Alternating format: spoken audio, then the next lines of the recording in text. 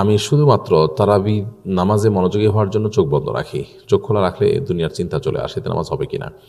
নামাজ কয়েক রাকাত পড়ার পর মনে থাকে না কয় রাকাত পড়লাম, এরকম ঘটনা ঘটলে করণীয় কি? আমি একজন প্রবাসী, বাড়ি থেকে বিয়ের জন্য মেয়ে দেখা হয়েছে, পরিবারের সবাই রাজি। বিয়ের আগে হবু বউয়ের সঙ্গে কথা বলা কি জায়েজ হবে? রোজা অবস্থায় কাজ করতে গিয়ে নাকে ধুলাবালি গেলে রোজা হবে কিনা? আমার বাবা মারা গেছেন গত সপ্তাহে। আমার মা এবছর হজে যাওয়ার টাকা জমা দিয়েছিলেন, তিনি কি এবছর হজে যেতে পারবেন? দেখুন, মনোযোগ বৃদ্ধি করবার জন্য চোখ বন্ধ করে নামাজ পড়লে নামাজ হবে, তবে সাধারণ অবস্থাতে চোখ খোলা রেখে স্বাভাবিকভাবে নামাজ পড়াটাই হলো উত্তম। কারণ মনোযোগ সৃষ্টি হয় না এছাড়া, সেজন্য তিনি চোখ বন্ধ করতে চান। এরকম যদি হয় তাহলে সেক্ষেত্রে তিনি এটা করতে পারেন। বাকি সর্বত্র সব সময় আপনার সব নামাজে চোখ বন্ধ করেই নিয়মিত নামাজ পড়া আপনার মনোযোগের কোনো কজ ছাড়াও সেটা অনুচিত, সেটা সুন্নাহ নয়। নবী সাল্লাল্লাহু আলাইহি ওয়াসাল্লাম স্বাভাবিক রাখতেন চোখ, তবে যেটি বললাম যে মনোযোগ বৃদ্ধি করবার প্রয়োজনে যদি কেউ করতে চান সেটি তিনি করতে পারেন। নামাজ কয়েক রাকাত পড়ার পর মনে থাকে না কয় রাকাত পড়লাম, এরকম ঘটনা ঘটলে করণীয় কি? বনসিনহা তারান্নুম, আপনার প্রশ্ন উত্তর হলো যে যদি রাকাত সংখ্যা নিয়ে আমাদের সন্দেহ হয়, কনফিউশন তৈরি হয়, তাহলে দেখতে হবে যে কোনটার দিকে আমাদের প্রবল ধারণা হয়। 3 এবং 4 নিয়ে যদি সন্দেহ হয় তাহলে বেশিরভাগ মনে হচ্ছে 3, তাহলে সেক্ষেত্রে আমরা সেটাই ধরে নেব এবং শেষে সিজদা সাও দিয়ে নেব। আর যদি মনে হয় না 4 হওয়ার সম্ভাবনাই বেশি, 3-এর দিকে হালকা ঝোঁক আছে, তাহলে সেক্ষেত্রে 4 ধরে রেখে নামাজ শেষ করব এবং শেষে সিজদা সাও দিয়ে নেব। অর্থাৎ এক কথায় আমাদের মনের ধারণা প্রবল হবে যেদিকে, সেটাকে ধরে আমরা সালাত শেষ করব, শেষে সিজদা সাও দিব। আর যদি আমাদের কোনো এক দিকে ঝোঁক না হয়, বরং আমরা ঠিক মাঝে দাঁড়িয়ে থাকি, 3 বা 4 এই দুইটার কোনোটি আমি বলতে পারছি না, একইভাবে 2 বা 3 রাকাত নিয়ে সন্দেহ যখন হবে, দ্বিতীয় না তৃতীয়, সেক্ষেত্রে একই কথা প্রযোজ্য যে আমি যদি মাঝখানে দাঁড়িয়ে থাকি, একেবারে 2 বা 3 কোনটার দিকে আমার মন খুব বেশি না ঝোঁকে, তাহলে সেক্ষেত্রে আমরা কমটা ধরে নিয়ে সালাত শেষ করব এবং এক্ষেত্রে শেষে সিজদা সাও দিয়ে নিতে হবে। এবং এরপরে পরিষ্কার হাদিস নবী সাল্লাল্লাহু আলাইহি ওয়াসাল্লাম থেকে বর্ণিত আছে। অর্থাৎ 2 এবং 3 আমি ঠিক মনে করতে পারছি না এবং কোনো একটার দিকে আমার মন যে ঝুঁকছে তাও না, 50-50 মনে হচ্ছে, তাহলে সেক্ষেত্রে আমি 2 ধরে নিব। 3 এবং 4-এর মধ্যে সন্দেহ হলে 3 ধরে নিব। এটা হলো যখন কোনো একটা দিককে আমি বেছে নিতে না পারবো বা কোনো একটা দিকে আমার প্রবল ধারণা বা ঝোঁক তৈরি যদি না হয়, তাহলে সেক্ষেত্রে কমটা ধরে নিয়ে আমরা সিজদা সাও দিয়ে নামাজ পড়বো, ইনশাআল্লাহ নামাজ হয়ে যাবে।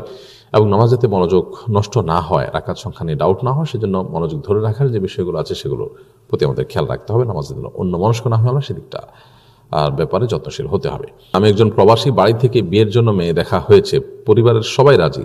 বিয়ের আগে হবু বউয়ের সঙ্গে কথা বলা কি জায়েজ হবে?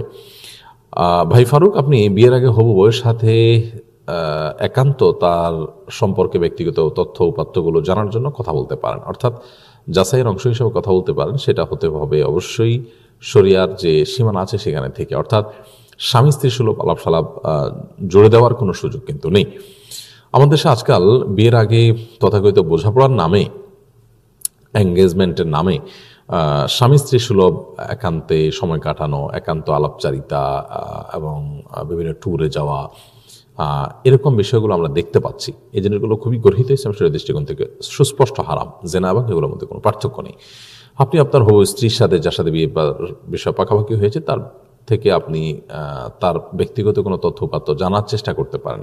সেগুলোর জন্য যতটুকু প্রয়োজন ততটুকু আলাপচারিতা আপনি করতে পারেন, এর বাইরে না। অপ্রয়োজনীয় আলাপ, বোঝাপড়ার নাম দিয়ে ঘন্টায় ঘন্টা, দিনকে দিন সেটা করবার কোনো সুযোগ নেই। যদি সেটা করতে চান তাহলে সেক্ষেত্রে আগদ করে ফেলতে হবে। আগদটা করে তারপর আপনি তার সাথে স্বামী স্ত্রী সুলভ একান্ত আলাপচারিতা করতে পারবেন। রোজা অবস্থায় কাজ করতে গিয়ে নাকে ধুলাবালি গেলে রোজা হবে কিনা? দেখুন, অনিচ্ছাকৃতভাবে নাকে ধুলোবালি এগুলো যদি প্রবেশ করে, তার কারণে রোজার কোনো ক্ষতি হবে না, রোজা হয়ে যাবে ইনশাআল্লাহ তাআলা। তবে আমাদেরকে অবশ্যই যত্নশীল থাকতে হবে যে রোজা অবস্থায় আমাদের পেটে যেন মুখ দিয়ে, নাক দিয়ে কোনো কিছু প্রবেশ না করে, সেদিকে খেয়াল রাখতে হবে। বাকি চলাফেরা করতে গিয়ে, বিশেষ করে আমরা যে ঢাকার কথা যদি বলি, তাহলে ঢাকা যে আপনার ধুলোর শহর, সেখানে চলবো আর ধুলো ঢুকবে না, তা তো আসলে সম্ভব না। কোনো না কোনোভাবে আমাদের নাকে মুখে ধুলো প্রবেশ করে। তো এরকম পরিস্থিতিতে বা এরকম জায়গায় যদি ধুলোবালি আমাদের ইচ্ছার বাইরে প্রবেশ করে, এমনকি কাজ করতে গিয়ে দেখা যায় যে কাজের ফাঁকে এরকম চলে আসে নাকে মুখের ধুলোবালি, তো এগুলো ইচ্ছার বাইরে প্রবেশ করলে কোনো অসুবিধা নেই, রোজা ভঙ্গ হবে না। আর এমনিতে খেয়াল রাখতে হবে যতটুকু সম্ভব যাতে ভেতরে ধুলোবালি না যায়। অহেতুক বারবার থুতু ফেলে ফেলে মুখ পরিষ্কার করার আলাদা কসরত করার কোনো প্রয়োজন নেই, তবে এমনি সাধারণ যত্নশীল থাকলেই হবে যেন নাক মুখ দিয়ে কোনো কিছু প্রবেশ না করে। এর বাইরেও যদি কাজ করতে গিয়ে বা চলতে গিয়ে ধুলাবালি প্রবেশ করে ফেলে ইনশাআল্লাহ রোজা হয়ে যাবে। আমরা যখন মুখে অনুভব করবো ধুলাবালি তখন থুতু ফেলে দিলেই হবে শুধুমাত্র। আমার বাবা মারা গেছেন গত সপ্তাহে। আমার মা এবছর হজে যাওয়ার টাকা জমা দিয়েছিলেন, তিনি কি এবছর হজে যেতে পারবেন?